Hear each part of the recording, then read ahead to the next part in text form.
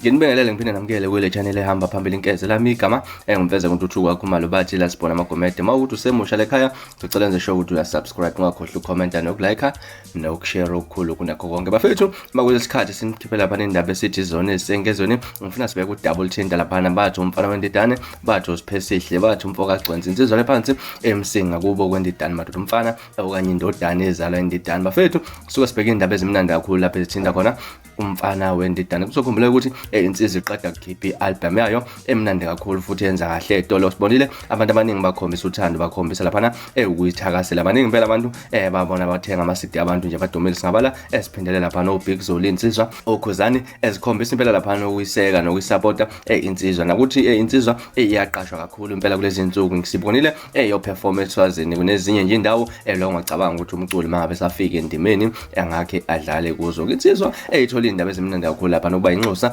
lelinye yama brand noma ngazothi esafika noma ngizothenga esekhona ke brand lapha ni landlord uTuno imfoka abuyelwambile walapha nokhasini lakhe wasuka wayitheka lapha itholele indidane wathi footwear ambassadors wasithi siyakubongela entwana abaningi abawubonayo amagale lakho akuthina kuphela meaning uyi landlord kumaskandi you are true meaning of Africa wasithi